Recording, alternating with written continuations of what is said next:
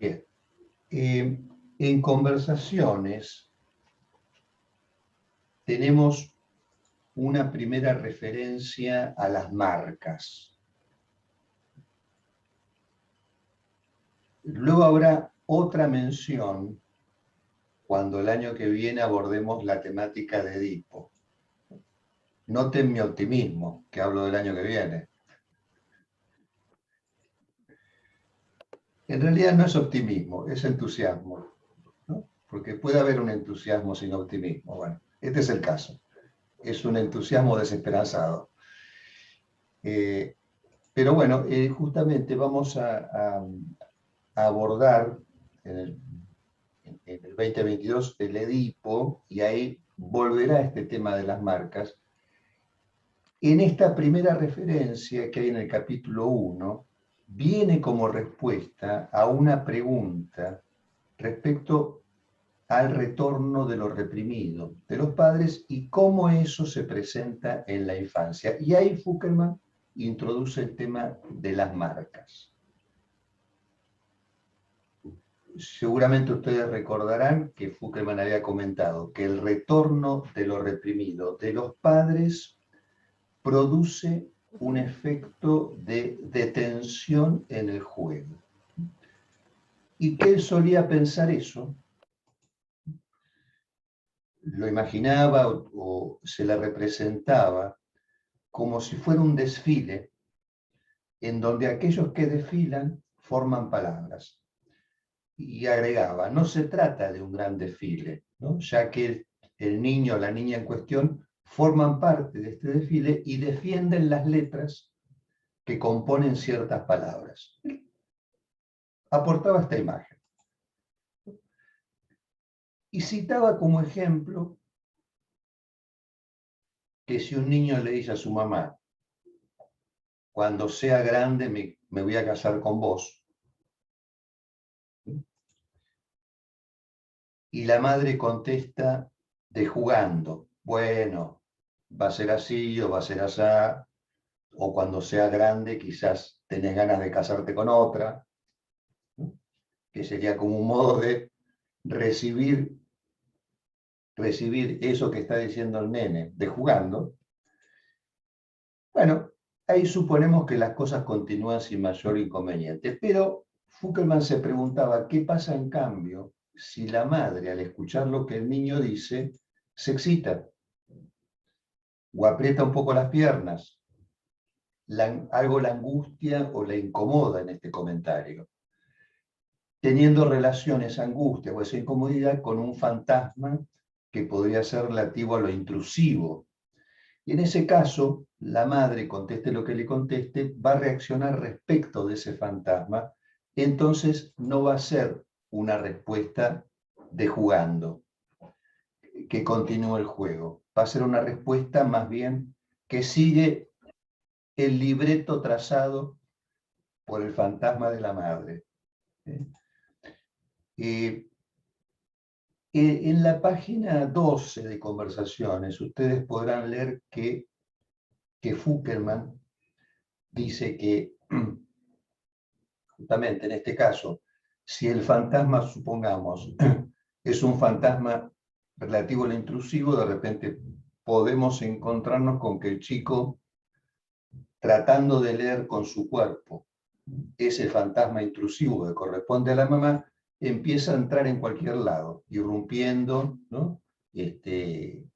No pudiendo parar de meterse en ciertos lugares inconvenientes.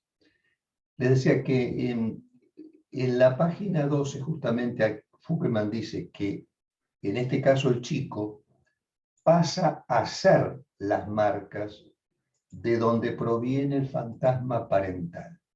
Entonces, ahí aparecen una primera mención respecto a las marcas, que como les dije, no va a ser la única mención en el libro respecto a las marcas. Pero bueno, me pareció oportuno, ya que aparece esta primera mención a las marcas, comentarles en qué contexto aparece este término en la transmisión de Fuckelman. En muchas de las intervenciones a lo largo de su transmisión cómo va apareciendo este tema de las marcas, como para tener ahí un approach respecto a cómo pensaba Fuckelman el tema de las marcas. Y seguramente les va a sorprender por dónde voy a empezar con el tema de las marcas, como nos sorprendió Fuckelman en su momento cuando lo comentó, porque voy a mostrarles el tráiler de una película basada en una novela llamada American Psycho, editada a principios de los 90. También viene a cuento mencionar esta novela porque está citada en el libro, en la página 61. Entonces, les voy a pasar un tráiler breve, ¿no?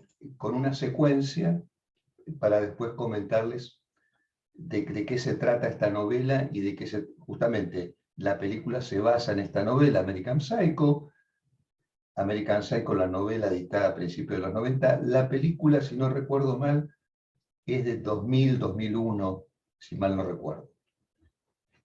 Comparto pantalla para que ustedes puedan ver la película.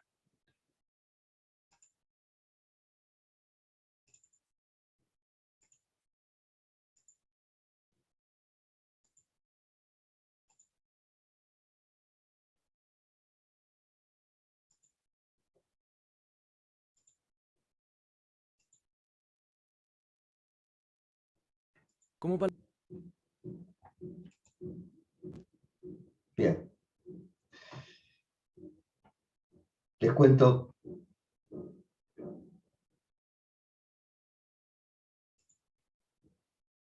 un poquito cuál es la trama de esta novela, ¿no? El protagonista es este tal Patrick Bateman, tiene 27 años y vive en la riqueza y sofisticación de la alta sociedad de Manhattan y Wall Street, en la década de los 80, como el surgimiento de los yuppies en ese momento. Este personaje cultiva su cuerpo y apariencia, ¿no? Y presta, tanto él como los personajes que lo rodean, que son estos, ¿no? Vieron que acá se habló mucho de los Golden Boys, ¿no? Los Golden Boys, tenemos algunos aquí en Argentina, los Golden Boys como que vienen de aquella época. Bueno, estos personajes prestando atención, gran atención, a los objetos, a las marcas, a los diseños. Patrick Bateman tiene novia y amante, se graduó en Harvard y es vicepresidente de una empresa financiera, pero también es un asesino serial,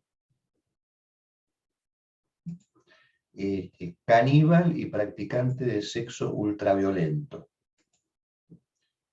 Siente, según nos cuenta el autor ahí, especial predilección por asesinar prostitutas jóvenes, aunque también comete crímenes contra mendigos, artistas callejeros, homosexuales e incluso niños. Y sus principales crímenes en la novela son descritos con detalles escalofriantes, ¿no? Pero asimismo también las obsesiones de este personaje y de su entorno, obsesiones respecto a la tecnología, al vestuario, a cierta música de la época, y esto también es expuesto de manera muy detallada.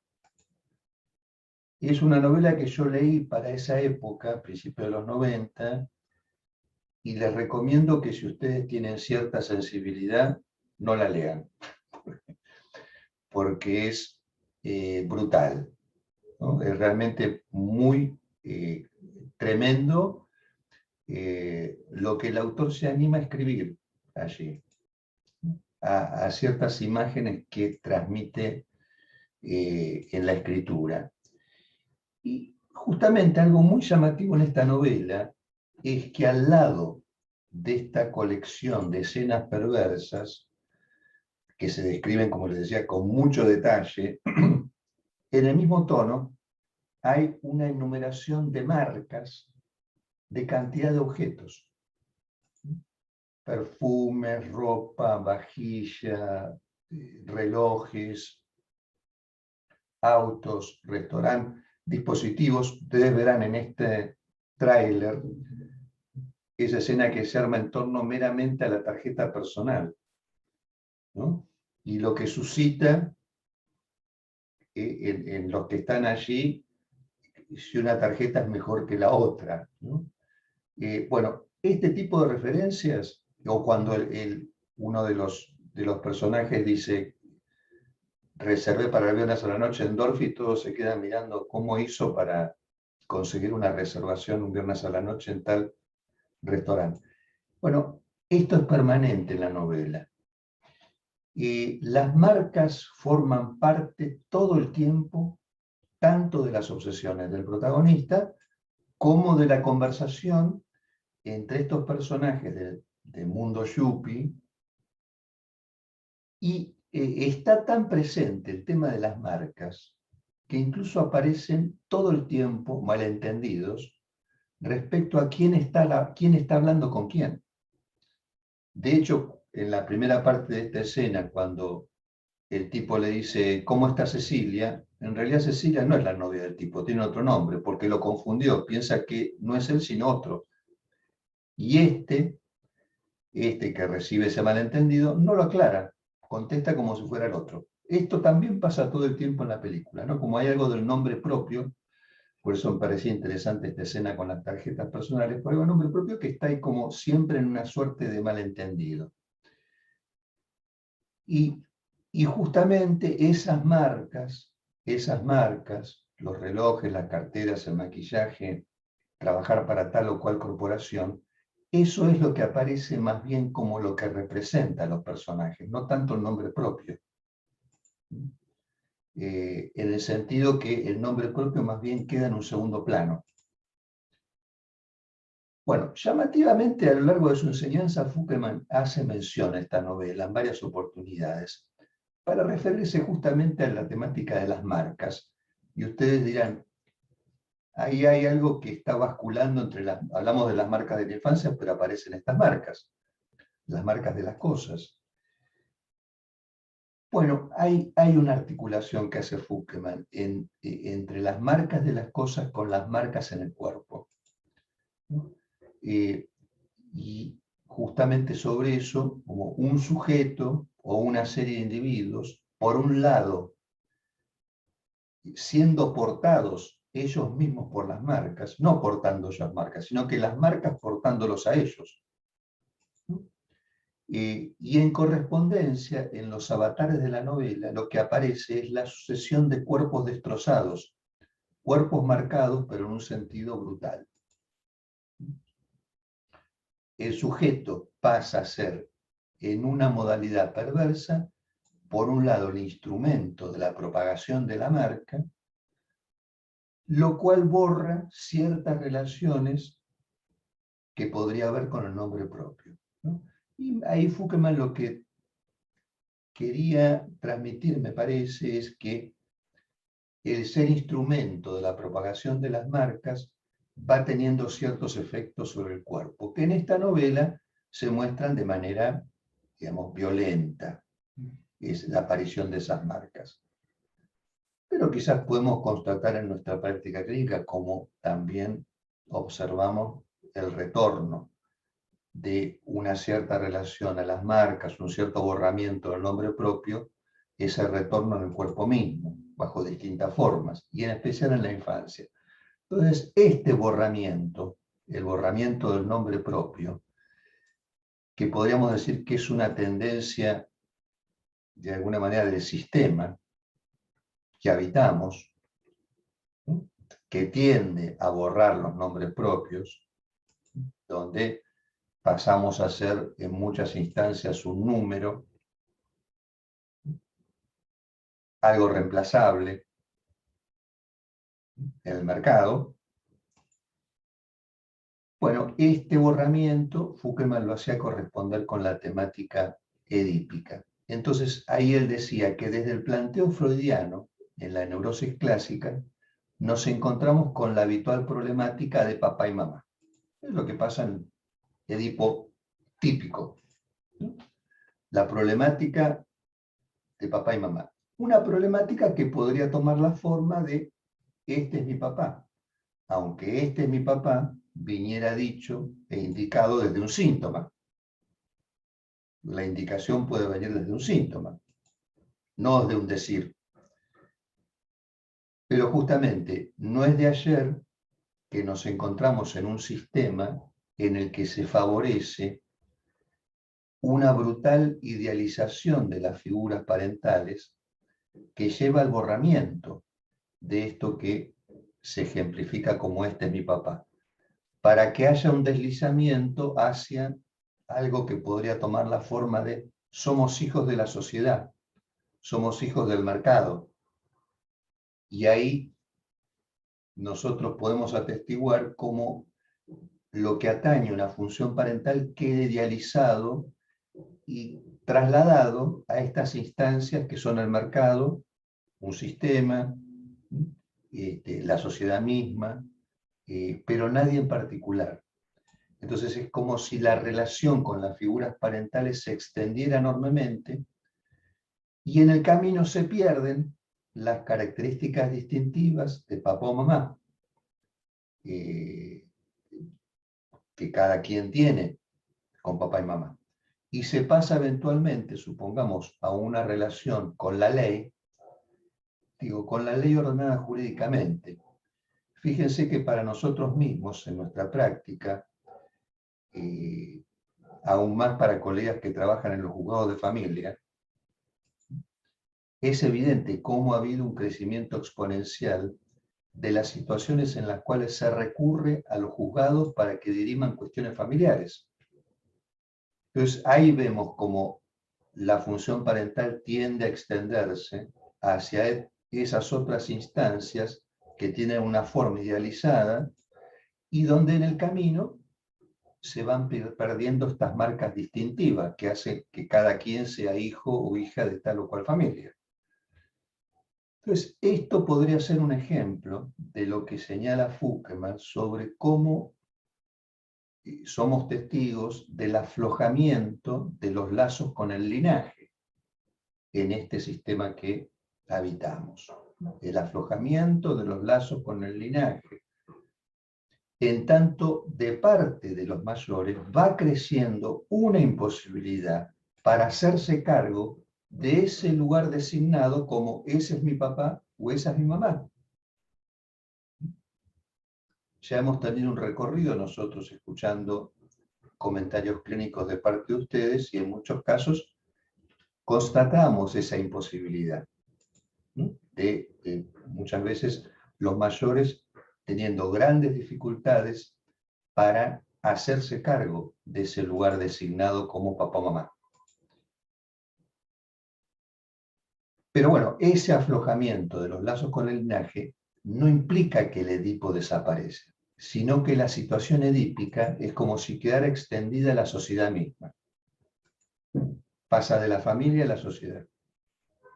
Y en esta expansión, la raigambre, la posibilidad de anudamiento con ciertas imágenes también se afloja. Imágenes que anudan la procedencia familiar que tienden a disolverse. Bueno, hasta ahí un modo que ha tenido Fukkelman de transmitir esta cuestión de las marcas. Otro modo en el que Fukkelman menciona esta temática de las marcas, ya lo hemos conversado con ustedes en varias oportunidades, pero importa reiterarlo, y es en aquella situación en la cual los nenes y las nenas en la primera infancia piden que se les lea el mismo cuento una y otra vez. Ahí también aparece la mención a las marcas. Esta solicitud, que se repita algo de una manera, incluso con la misma voz, si es posible, que no se alteren las palabras, Y lo que aquí comentaba Fukman respecto a esto es que a él le parecía que ese paradigma de contame el cuento otra vez, no, el mismo, ese paradigma teje un registro del momento en el cual el sujeto empieza a hacer algo con las marcas que lo venían determinando. Recuerden lo que comentamos recién sobre ese desfile en el cual tal o cual letra porta, la letra porta al nene o a la nena. Ahora, si los mayores cumplimos con contar el mismo cuento o tomar esto de jugando, si cumplimos con esto, estamos consintiendo en representar al niño o a la niña cumpliendo estrictamente lo que las marcas dictaminan, porque lo que las marcas dictaminan es identidad, ser uno y el mismo. Entonces, si los mayores se entregan a ese juego, se abre la posibilidad de que el niño o la niña no sean solo una marca, sino que pasen a ser algo con esas marcas. Porque si el niño o la niña son solo unas marcas, ahí vemos un compromiso que va en distintos gradientes de dificultad para el niño o la niña, que pueden ser desde problemas en el comportamiento hasta problemas en el cuerpo. Otro paradigma que Fukman solía mencionar en sus disertaciones vinculado a las marcas era la tragedia de Columbine. La tragedia de Columbine en Estados Unidos. Seguramente ustedes recordarán esa masacre en la escuela secundaria de Columbine, un tiroteo escolar ocurrido el 20 de abril de 1999 en Colorado, Estados Unidos, y los perpetradores eran dos estudiantes de último año que asesinaron a 12 estudiantes, 12 y un profesor. Uno de los tantos tiroteos que ha habido en Estados Unidos. No solo en Estados Unidos, ¿no? Acá también tuvimos en algún momento algún caso y en algunos otros países también. Bueno, en México, en Brasil y en otros lugares, bueno, en algún país nórdico también. Bueno, estos estudiantes asesinan a 2 estudiantes y a un profesor, lesionan a otras 4 personas y los atacantes se suicidaron posteriormente a esta irrupción en la escuela. Y acá la referencia que hacía Fukman cuando citaba este ejemplo de Columbine, la referencia a las marcas, estaba dada por una evidencia. Cada vez, decía él, hay más déficit de parte de las estructuras simbólicas que pudieran recibir aquello que queremos decir. Vamos a decirlo de este modo. Podemos constatar que en ocasiones hay un deterioro en esas instancias simbólicas que están encarnadas en el padre, en la madre, en la escuela, pero sobre todo en la función parental. Puede haber un deterioro de esa función, pero de todas maneras, aunque haya un deterioro, sigue existiendo la chance de tener a quién dirigirse, aunque más no sea para quejarse o para enojarse. En el caso de estos estudiantes asesinos de Columbine, si uno lee la historia previa, es evidente que fueron dejando marcas. Fueron dejando marcas, pero los correspondientes aparatos simbólicos que debieron terminar de convalidar, de inscribir esa lectura de las marcas, no funcionó.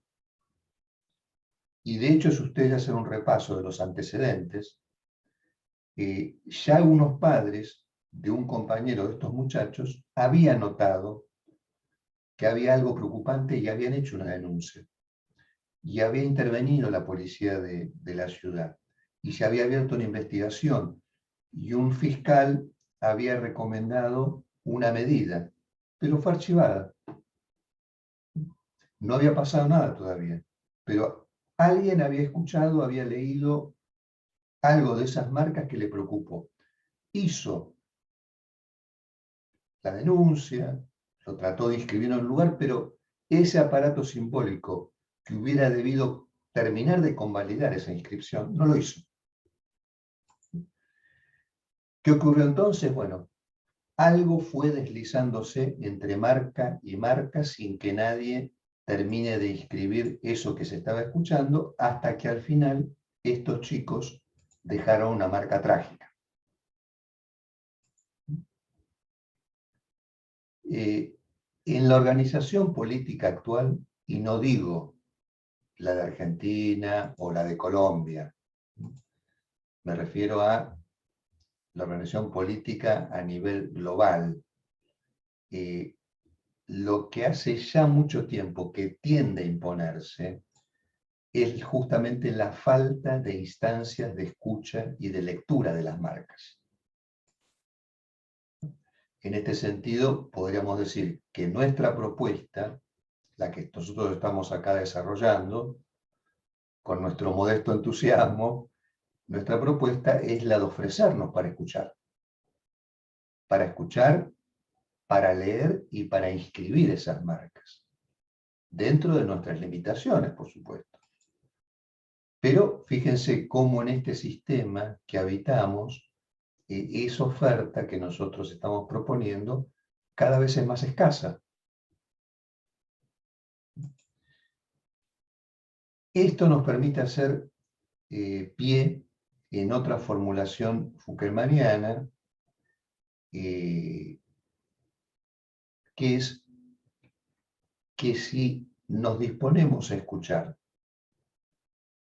eso de por sí es evidencia para ustedes sin ninguna duda, es una evidencia que si ustedes solo con disponerse, solo con ofrecer un lugar donde escuchar, eso ya dispone algo relativo a la función y campo de la palabra, de por sí, incluso antes de que alguien tome la palabra.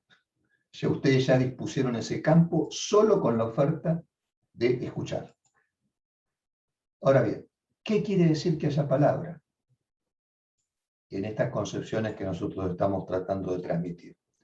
¿Qué quiere decir que haya palabra? En principio, que haya palabra quiere decir que se comienza a operar algo que atañe a la verdad. ¿En qué sentido una verdad? En el sentido de que haya una palabra o un juego, en el caso de la infancia, que de verdad afecte al cuerpo. Una palabra que toque el cuerpo. Que toque el cuerpo. Por eso, fíjense cómo Conversaciones comienza con música y perfume. Porque decíamos, son dos experiencias que de un modo muy singular tocan el cuerpo, ¿no? Los trae Fukelman como un paradigma de algo que toca el cuerpo y que es algo más que una representación, que una evocación. Parece que algo se hiciera presente. Bueno, hay algo de, justamente de la propuesta nuestra, que es la de disponer la función y campo de la palabra, y si hay palabra, la chance de que algo de verdad se empieza a jugar ahí, y de verdad implica que el cuerpo esté en consonancia, que algo de la palabra toque al cuerpo. Acá no vamos a tener tiempo para desarrollar esto, pero lo diría de este modo. A ver, porque por otra parte uno podría decir, en la palabra se puede mentir o se puede decir la verdad, ¿sí?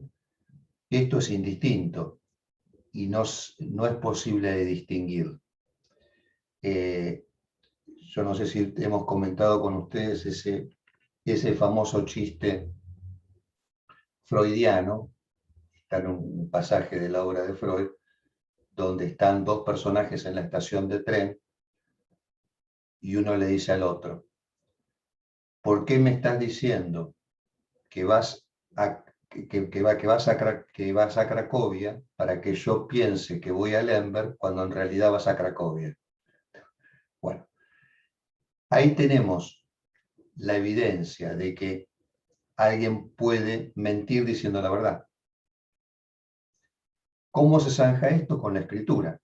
Porque el que le dice esto podría tomar del bolsillo del otro el pasaje de tren y decir, vas a Cracovia.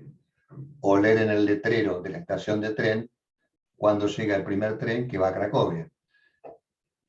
La escritura, justamente en la historia de la humanidad, viene a zanjar lo que la palabra no puede. De alguna manera, la escritura es como si garantizara algo respecto a la verdad que está en juego. Sin embargo, en nuestra práctica, fíjense ustedes que la escritura también está en juego, porque si nosotros escuchamos, al escuchar leemos y en esa lectura operamos una inscripción. Entonces estamos por supuesto que están estas marcas operando y estas marcas tienen la forma de una escritura. El paciente, el niño o la niña juegan o hablan. Y ahí, en ese campo, se pueden decir cosas que son de verdad o de mentira. Pero en la lectura nuestra, algo se va recortando, de tal manera que lo que queda ahí resonando es efectivamente lo que afecta al cuerpo, en el mejor de los casos, y ahí se juega algo de la verdad. Bien, aquí Fukelman justamente comentaba que esta verdad de la palabra o el juego requiere de los artefactos simbólicos en los que esta palabra o este juego puedan ser sancionados como palabra o como juego. Vamos a decir, bueno, esto es una palabra o esto es un juego. Hace poquito les cuento una anécdota de consultorio. Atiendo a una señora de forma presencial y la señora, hace unos días nomás, me dice, cuando usted se muera, cuando usted se muera, dice, yo me voy a alegrar. Entonces, yo lancé una carcajada en ese momento. Digo, claro, digo, porque me voy a llevar a la tumba sus secretos inconfesables. Dice, tal cual. Bueno, ahí esta señora transmitió, trayendo la muerte, de quien escucha, quien está ahí dispuesto a inscribir, bueno, algo del orden de, hay algo que aquí está jugando y que es del orden de la verdad. Aunque lo dijo bajo esta forma, podemos decir, cómica. Al menos yo lo tomé así, lo tomé como un chiste. No me lo tomé en serio, que me estaba deseando la muerte. Aunque probablemente lo desee, por otra parte. Bueno, es importante subrayar estos artefactos simbólicos a los que podemos dirigirnos, porque serán los que permitan el acceso a las marcas que han situado a nuestro cuerpo como cuerpo, ¿no? Porque nosotros estamos machacando sobre este tema de que las marcas preceden al cuerpo y las marcas ubican al cuerpo como tal. Fíjense que nosotros, insisto, venimos ubicando las marcas en una antecedencia lógica respecto del cuerpo. Como dijeras, en el origen están las marcas, en el génesis están las marcas, que son las que dan lugar a un cuerpo, el cuerpo que conocemos, este único cuerpo que conocemos, el de los seres parlantes, ¿no? No hay cuerpo sin marcas que lo determinen, ¿no? Que lo ubiquen en el campo de las representaciones como tal. Y sobre esas marcas, además de lo que hemos señalado hoy, ya hemos dicho que se trata primordialmente de la incidencia de esta voz que mece, que asiente, que acuna, que visibiliza, que ubica una mirada, esa voz que transporta justamente las marcas de la palabra. Bueno, hasta aquí lo que quería comentarles hoy en este nuevo pasaje de conversaciones, haciendo un pequeño recorrido cómo Fukelman fue ubicando este tema de las marcas en otros lugares también. Así que si ustedes quieren abrimos los micrófonos Y si surgió alguna ocurrencia, asociación libre, ustedes saben que acá es de jugando. Así que podemos librarnos a decir lo que se nos ocurrió, aunque pensemos que no tiene nada que ver, seguramente algo tendrá que ver. Así que bienvenida a las ocurrencias.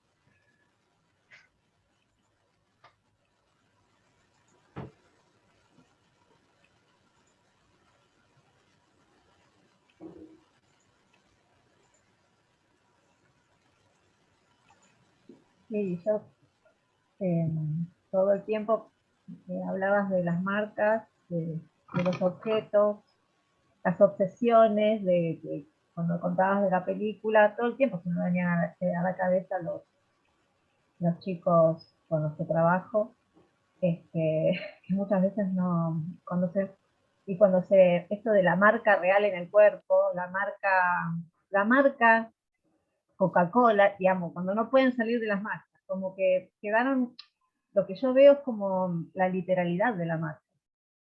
La marca es el dibujito, el logo, esa es la marca que ellos, digamos, a veces no pueden, digamos, que te señalan que para ellos son, digamos, y la marca que yo veo a veces cuando se muerden, digamos, esto que decías se le ve la marca en el cuerpo, se ve la marca literal, el dibujito, el color, lo mismo cuando los chicos son chiquitos, yo me acuerdo que se quedaban como fascinados, algunos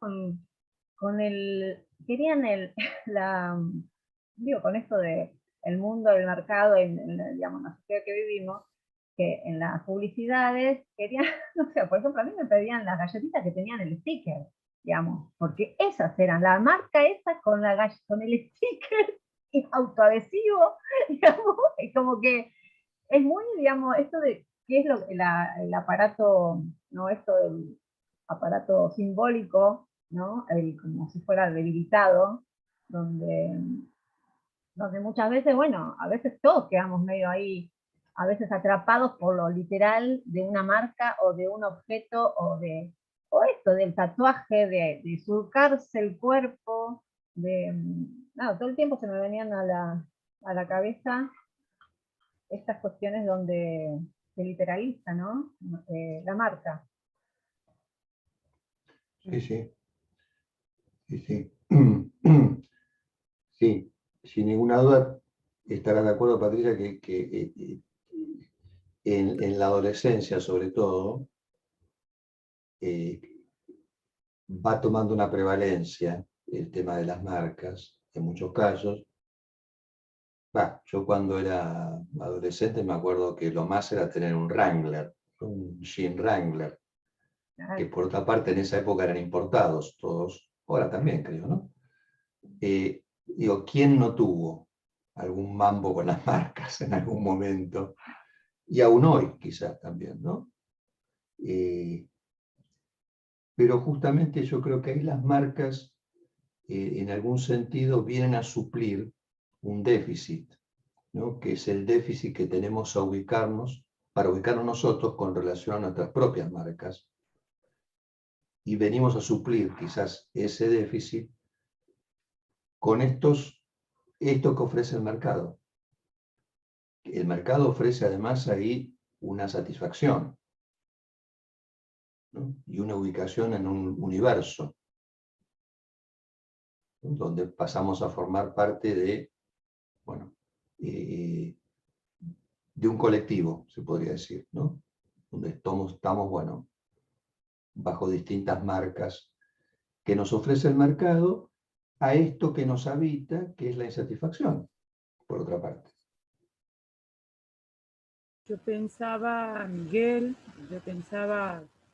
bueno, grupo, que esto de las marcas lo contextualizaba o lo relacionaba, lo transparentaba en el marco teórico de la psicomotricidad, que en realidad nosotras lo utilizamos las manifestaciones corporales o la expresividad motriz, ¿no? Como esas particularidades que se van manifestando en esta expresividad motriz son constituyentes o van constituyendo o van modificando y tal, a su vez transformando el quehacer de un sujeto. Y no es casual, y es muy interesante lo que vas expresando, Miguel, en estos análisis, porque creo que la escritura es una marca que se da en un momento también particular de la vida de cada uno y de cada una. Sobre todo pensando en las infancias, ¿no? También los relacionaba desde la semiótica, ¿no? Que tengo una trayectoria con esta disciplina, como también el sujeto se enuncia a través de estas marcas. Son particulares, uno cuando elige algo no es la casualidad, sino hay una historia vincular consciente o inconsciente que hace que elija determinadas cosas. No son casuales. Yo me acuerdo cuando haber dado clase con esta temática, que no solo los relacionaba con las manifestaciones motrices de la niñez, sino los relacionaba con estos objetos personales, con lo que uno se conecta, con películas, cómo uno organiza también a veces los espacios donde vive, que van constituyendo estas marcas corporales que en algún momento emergen, ¿sí?, de unas decisiones y relaciones parentales, ¿no? Bueno, la verdad que el tema es apasionante, es para volver a escuchar tus reflexiones y poder profundizar e indagar en estas temáticas que, como psicomotricistas, que personalmente creo que me calan personalmente y profesionalmente, creo que los dos aspectos se van como anudando en estas reflexiones muy, muy pertinentes en este momento particular. Como lo dije, personal y profesional. Es fascinante el tema de las marcas. Personalmente creo que es fascinante el tema y el mundo de la semiótica a mí también me permitió abrir un análisis que no lo tenía incluido, por ejemplo, en las publicidades, a dónde se apunta, ¿no? Es otro tema que me acuerdo creaba, que fue un aporte personal, ¿no? Porque en la materia en psicomotricidad siempre se apuntaba al análisis corporal, pero bueno, cuando me hice cargo de la materia en forma personal, creo que esto fue un abanico que yo lo incluí como para ir creando conciencia personal y del entorno de lo que va sucediendo esto con las marcas. Sí, sí. Me parece muy interesante la alusión a la semiótica, Marcela, porque seguramente ustedes desde la psicomotricidad están atentas a esta semiótica, a estas articulaciones que van poniendo al cuerpo en escena, de tal o cual manera, ¿no?, como efecto de ciertas articulaciones. Y con respecto a la escritura, también totalmente de acuerdo con lo que comentabas, tal como lo va a ir planteando Fouquelman acá el tema de la escritura, y ustedes verán que hay una orientación muy clara en eso, es, bueno, si alguna escritura es posible, es porque hay algo que no se puede escribir de ninguna manera. En tanto hay algo que no se puede escribir de ninguna manera, es posible que escribamos, ¿no?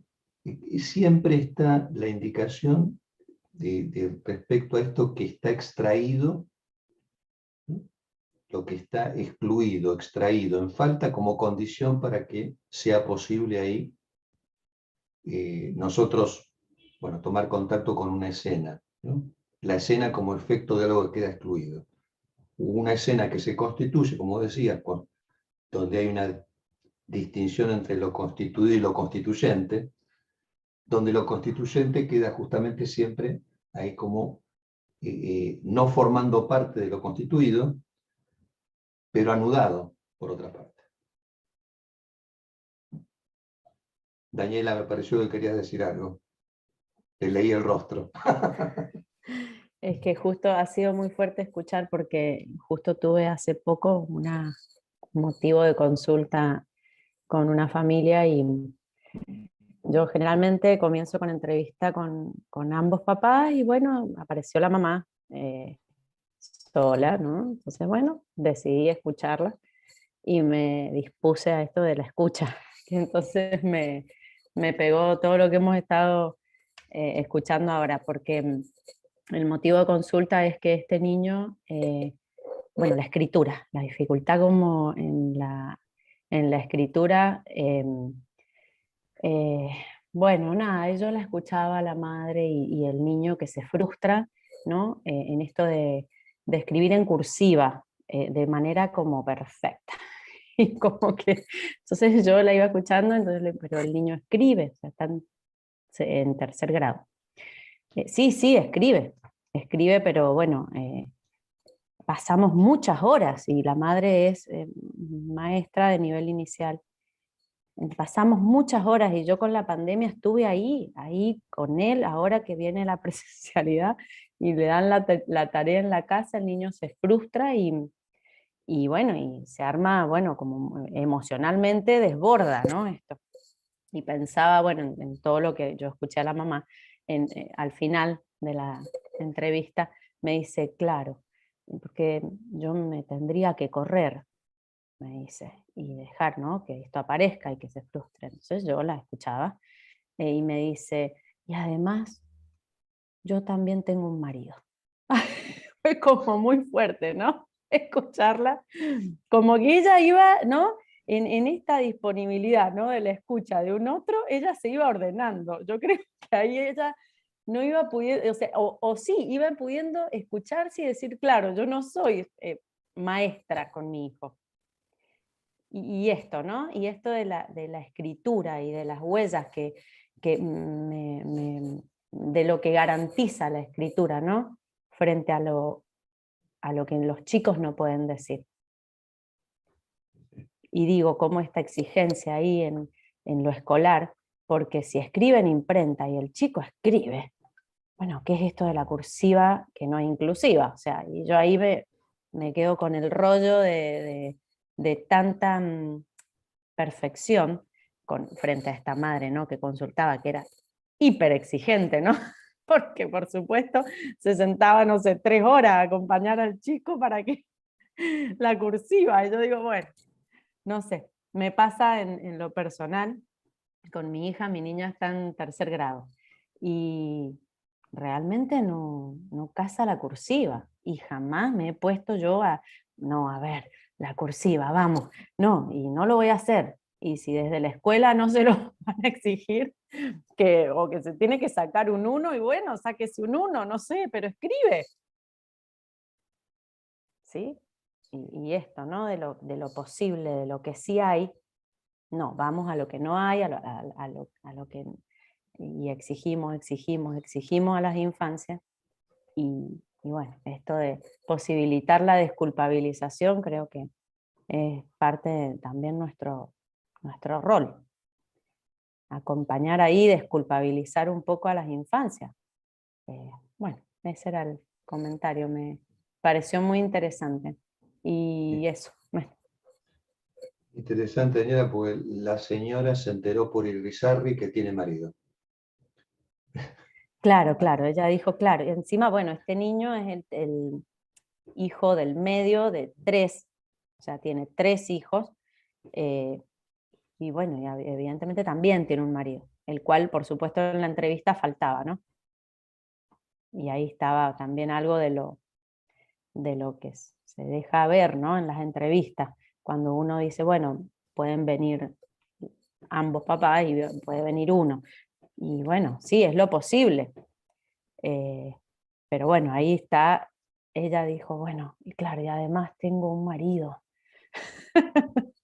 Como, bueno, tengo que tener otro rol también, no ser mamá docente, porque ella está puesta, ¿no? En ese rol más docente que de mamá. Bueno, Bien. Y fuerte. lo que comentás también respecto a la escritura me parece que trae un tema candente para esta época, ¿no? Yo creo recordar, me parece que fue en Finlandia, me parece que en Finlandia ya las escuelas abandonaron la escritura a mano, abandonada, porque en realidad fíjense que ahora la escritura eh, ha tomado esta forma del teclado, ¿no? O Bueno, del eso dispositivo yo me táctil. quedo pensando, claro, Miguel, porque la verdad es que en la escuela donde, por ejemplo, va mi niña es muy tecnológica. Es una escuela que está subsidiada por Microsoft. Entonces, bueno, tienen todo. Y realmente mi niña que va a tercer grado, a mí no me han citado nunca para decirme, bueno, a ver, la niña no sabe la cursiva, porque esto realmente ya, si el niño escribe, bueno, escribe, o sea, está alfabetizado. ¿Cuál es el rollo con esto? Sí, hay todo como una teoría, ¿no? De lo que implica la cursiva a nivel, eh, eso, Jimena, no sé si vos querés por ahí hacer el aporte, porque yo no Sí, lo puedo explicar, ¿no? Pero sé que hay todo un aporte pedagógico a esto, ¿no? sí, está A más lo que centrado genera en claro, en lo en las neurológico, neurociencias, las en lo, neurociencias. claro, ahí. Pero ¿y? Pero yo quisiera hacer un aporte ahí Me parece que porque agarradito de la mano, no se tiene que perder también el trabajar el deseo para, ¿no? Que eso sí está muy relacionado con el adulto que transita junto con este niño digamos, a introducirlo en la escritura. Digamos, si no aparece la necesidad de transmitir algo, porque la finalidad de la escritura es transmitir un mensaje, digamos, sea expresar una emoción, pedir algo, decir algo. Si el niño no se trabaja sobre ese deseo, difícilmente se interese por querer aprender el significado de ese símbolo, de ese signo tan abstracto, digamos, porque es una correlación de símbolos y signos totalmente arbitrario que no tiene sentido solamente si el niño le otorga ese sentido. Entonces, me parece que la escritura, sea de la letra que sea, primero hay que trabajar con el deseo, ¿sí? De Sí, querer transmitir sí, mensajes. Yo siempre Jimena. le digo a los docentes que si uno dice, bueno, vamos a aprender el abecedario para después escribir, nadie le va a importar. Pero en cambio, si vos entras a la salita de 5 y decís, vamos a hacer una cartita a la mamá porque es el Día de la Madre, y entonces, ¿qué le gustaría escribir o qué le gustaría decirle? Pueden hacerlo en dibujo, pueden hacerlo con esta letra, y ofrecer toda la diversidad que hay de transmitir mensaje, ahí ya estás trabajando con otra cosa. Yo creo que lo que falla el sistema educativo es en eso, justamente, ¿no? En creer que solamente aprenden el abecedario, los distintos tipos de letra, leen y ya está. Después se quejan de que no hay comprensión lectora, de que no saben analizar, de que no tienen una actitud crítica ante el texto. Se quejan de un montón de cosas, pero que nunca fueron trabajadas. sí, es más complejo el tema también desde los de docentes, me parece a mí, como aporto algo como para que ya vayamos pensando en voz alta y discutir. Ayer participaba de una charla también y decía que la etimología de la palabra pensar es discutir. Entonces me pareció como genial esto de este aporte que uno va pensando de forma colectiva también. Es muy interesante lo que dice Jimena, es muy interesante lo que dice Daniela. A mí el tema de la escritura es un tema que me atraviesa y me fascina, cómo alguien puede empezar a decir cosas a través de la escritura, y creo que estamos en un momento álgido donde retomo la frase de Miguel, que dice que la escritura ha tomado esta forma de teclado. Me parece que es re fuerte esa frase, y si estamos en un contexto donde hay transformaciones desde el lenguaje, desde cómo nombramos a quien queremos nombrar y cómo decimos lo que queremos decir a través del deseo, qué instrumentos nos van diciendo. Las docentes también me sitúo un poco en la niñez para poder ir diciendo cosas. Yo tengo un caso de años en la psicomotricidad, creo que hace 15 años, algún niño con ciertos rasgos de hiperactividad que llegaba a la sala. Yo estoy en una sala con características educativas, en una escuela común, ¿sí? Donde asisten a psicomotricidad todo el grupo, no está seleccionado ni elegido con dificultades los que asisten a la sala de psicomotricidad. Es una escuela que por las dimensiones que tiene la sala de psicomotricidad permite la asistencia al menos de la mitad del grupo. Los grupos son de 24, asiste la mitad 12. ¿Sí? Eso era un acuerdo institucional. Y entonces, en esa época, donde no había, bueno, asistían los 12, había una particularidad de una docente que decía, este niño no escribe. No escribe, no escribe, no escribe, no escriben. Mucha preocupación, mucho señalamiento hacia sus actitudes. Y bueno, yo fui observándolo, porque bueno, me tomo mis tiempos también en esto. A veces el sistema es perverso en este momento, porque si no das claridad prontamente, pareciera que no estuvieras haciendo nada. Bueno, es así, el tema lo asumo.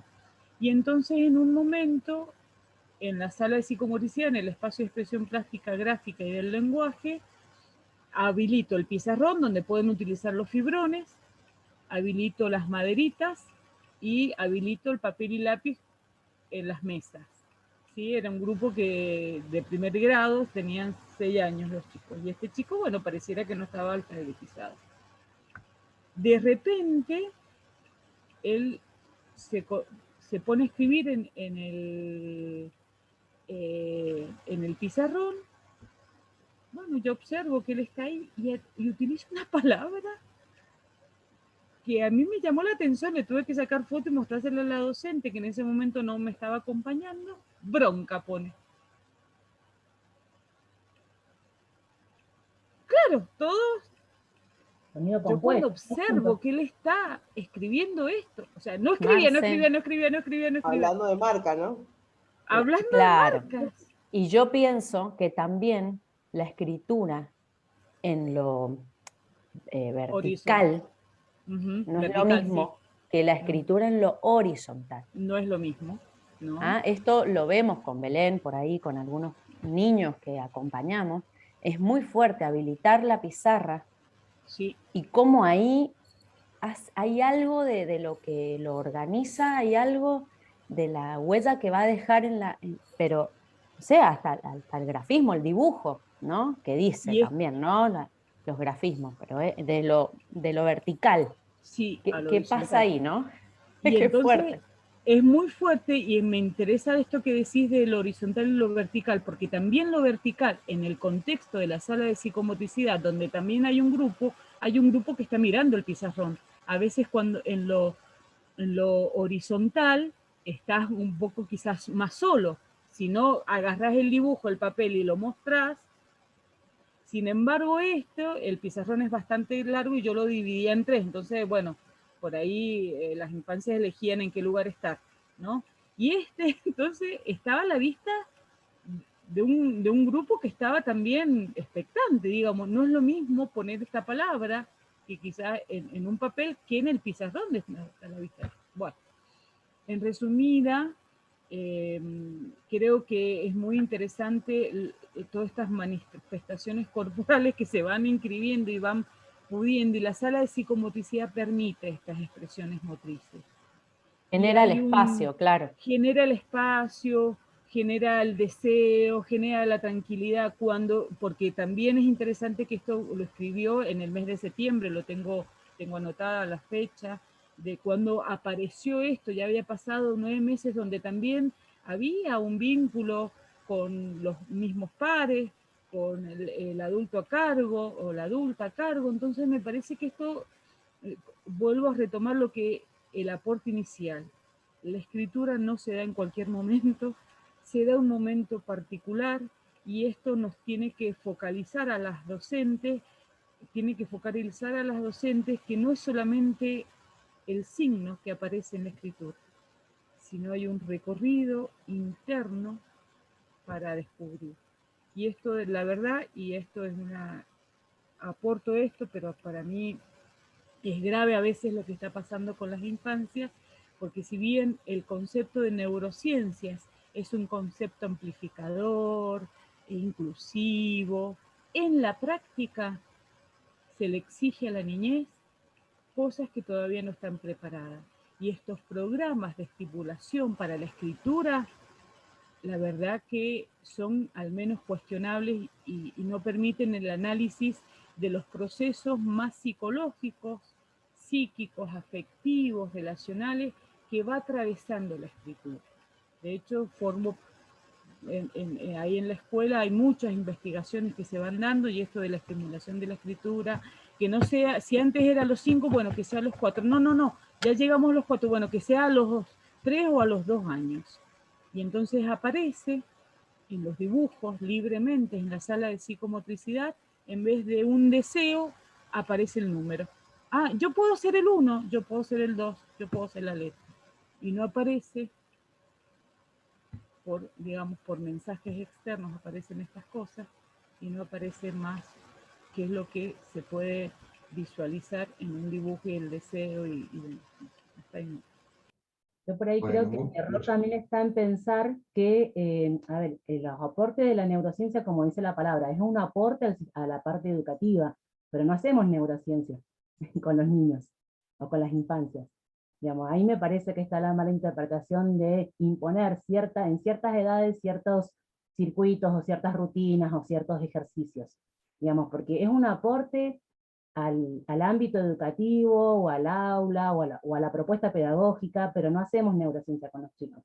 Ahí está, me parece, mal utilizado o mal implementado, porque es muy rico el aporte de la neurociencia.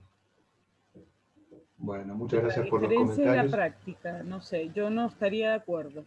Es poder visualizar y reconocer que las docentes hacen neurociencias, y en la práctica les exigen a la niñez cosas que todavía no están preparadas. Les agradezco mucho los comentarios. Vamos a detener 5 minutos, hacemos un break, lo hacemos más breve para dar lugar luego a Gladys, que va a comentarnos un caso muy interesante que ya compartió con nosotros hace un tiempito. Así tenemos más lugar para conversar sobre ese caso. Paramos 5 minutos, aquí detengo la grabación. Muchas gracias.